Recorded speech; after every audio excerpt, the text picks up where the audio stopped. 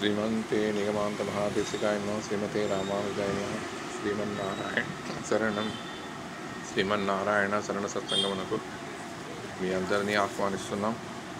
తిరుప్పావి 7వ రోజు పాసురం. கீசு கீசென்றெங்கும் ஆனை சாத்தன் கலந்து பேசின பேச்சரவும் கேட்டிலையோ பேய்ப்பெண்ணி காசும் பிறப்பும் கலகலப்பற்கை பெயர்ந்து வாசன் அருங்குழல் ஆட்சியர் மத்தினால் ஓசைப்படுத்த தைரரவும் கேட்டிலையோ நாயக பெண் பிள்ளாய் நாராயணன் மூர்த்தி கேசவனை பாடவும் நீ கேட்டே கிடத்தியோ தேசமுடையாய் திரவேலோர் ఎంబావాయ్. ఆండాళి పాసురంలో ఆనే సాత్తన్ అనే ఒక పక్షి కీస్ కీస్ అని చెప్పి అరుస్తుంది. దాని యొక్క శబ్దాన్ని స్నేహితురాలా నువ్వు వినలేదా? పాలు సమృద్ధిగా చేసే వృత్తిలో యాదవ కులంలో ధనం కోసం పాలు పెరుగును చిలిపి మీగడ చేసి మీగడ నుంచి మీగడను చిలిపి వెన్నను కలిపి ఆ వెన్న పాలు ఇవి వ్యాపారం చేసి వాళ్ళు జీవనం చేసే విధానం అది. వాళ్ళు ఆర్చీర్ అంటే గోపికలు, వాళ్ళు గోప స్త్రీలు. వాళ్ళు నాయక పెణ్ పిళ్ళాయి అంటే నాయకుడు అంటే అతను ఒక్కడే, మనమందరము స్త్రీలమే, పురుషుడు అతను ఒక్కడే. అతని నామాన్ని తలచి అలాగే నిద్రపోతున్నావా?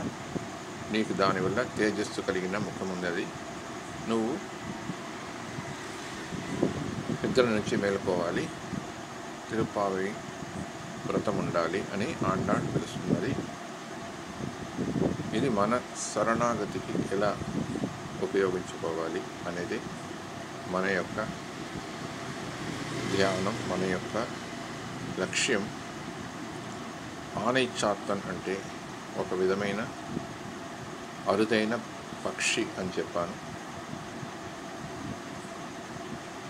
అలాంటి పక్షి చేసిన శబ్దమే కీసు కీస్ అని. కిసు అంటారు, గాసిప్ అంటారు. అలా మనకు చెప్పినవాడు కృష్ణుడు భగవద్గీతలో కర్మయోగ, జ్ఞానయోగ, భక్తి యోగ, కర్మ సన్యాస, మోక్ష సన్యాస అన్ని యోగాలు చెప్పి చాలా తేలికగా రహస్యంగా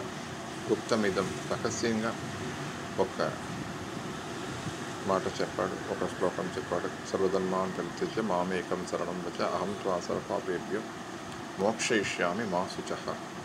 మన దైవాలే ఈ వార్తను చెప్పగలవు. మా భైష్ట అని వేదం చెప్తుంది. మా శుచః అని చెప్పి కృష్ణుడు చెప్పాడు. వేరే అంటే మా శుచః అంటే వేదన పడవద్దు, దుఃఖపడవద్దు, శోకపడవద్దు. నన్ను మట్టుకు నువ్వు శరణం చెప్పి శరణాగతి చేయి. నీ యొక్క యోగక్షేమాలు నేను చూసుకుంటాను. అన్ని పాపాల నుంచి నేను మోక్షమిస్తాను. అన్ని పాపాల నుంచి నేను తొలగిస్తాను. పాపాలు తొలగించి నీకు మోక్షమిస్తాను. దిగులు పడవద్దు అని చెప్పిన ఒకే దైవం మన దైవం. రాముడు, కృష్ణుడు, వరాహదేవుడు వీళ్ళందరూ చెప్పినది, వరాహ పెరుమాళ్ చెప్పినది ఇదే శరణాగతి. వీళ్ళు చెప్పినదే శరణాగతి. మన భాగవతం అంతా కూడా శరణాగతి శాస్త్రమే. భగవద్గీత శరణాగతి శాస్త్రమే. బ్రహ్మసూత్రం కూడా, వేదం కూడా శరణాగతి. ఈ శరణం చెప్పడం మనకు చాలా చాలా శ్లాఘ్యమైనది. దీనిని మీగడ, మనం పాలు, పెరుగు, మీగడ, ఆ పెరుగును మీగడను మనము చిలిపినప్పుడు మనకు దొరికేది దేహం కాదు, మనస్సు కాదు, కళ్ళు ఇంద్రియాలు కావు, ఇవి ఏవి కావు అని మనం అన్నీ తొలగించి ఇదే మనం చిలపడం. మన హృదయాన్ని చిలిపి చూసినప్పుడు మనకు వచ్చేది అమృతం లాంటి వెన్న. ఆ వెన్న కృష్ణుడు, భగవంతుడు.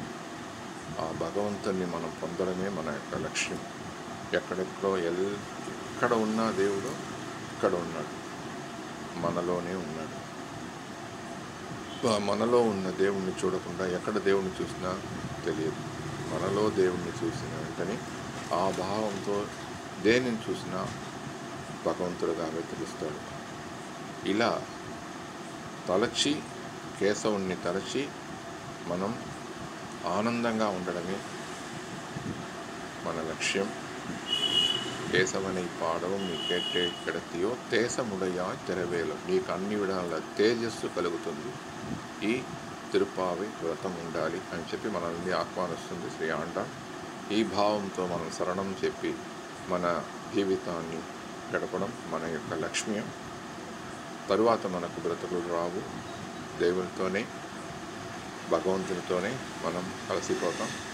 భగవంతుడే చతుర్శ్లోకి భాగవతంలో శ్రీమన్నారాయణుడు చెప్పాడు, ఇలా ఎవరు ధ్యానం చేస్తారో వాళ్ళు మహాప్రళయంలో కూడా ముగించిన తరువాత కూడా తిరిగి రారు, నా దగ్గరనే ఉండిపోతారు అని చెప్పాడు.